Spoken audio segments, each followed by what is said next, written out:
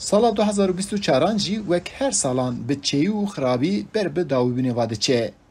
Welatiyên Enqerê dema vê salê dinirxînin ew radigînin ku krîza aborî wek li hemû derên Tirkiye li Enqerê jî xwe bi bandor diyar kiriye. Lê ew naxwazin ku hêviya xwe di sala 2025 da winda bikin. Sabahattin Zengin ew bi xwe li Ewropayê rûdinê li ji ber serê salê hatiye Enqerê.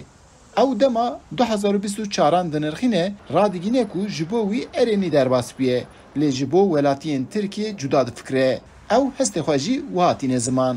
2024 yılı bizim için Sala 2024 ji bo min baş derbas bû. Hêvî dikim sala 2025 jî ji bo hemû mirovan baş derbas bibe û herkes li gor dilê xwe bijî.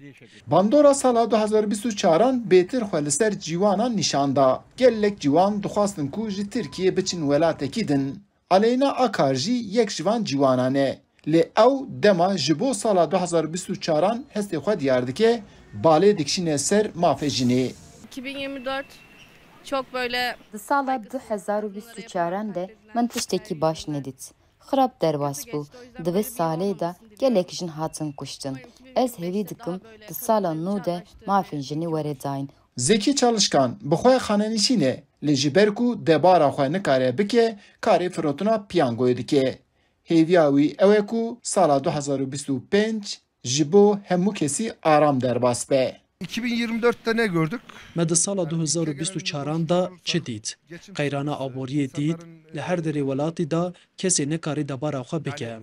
Xinênêşîn perîşan bûn, mûçê herîkîn têra kesî nekir. Ji ber vê rewşê hêviya gelek kesî di sala 2025 da jî nîne. Gazincê gelek welatiyên Tirkiye di vê salê de hebin jî lê ew dixwazin ku bi hêviyeka mezin beşdarî sala nû bibin. Êdî ew naxwazin ku enflasyona Tirkiye bilind bibe, krîza aboriyê berdewam bike û mafê mirovan bin pê bibe. Daxwaza wan e ku saleka aram û aştiya nebicîn. Eyüp Demir, Dengê Amerîka, Enqere.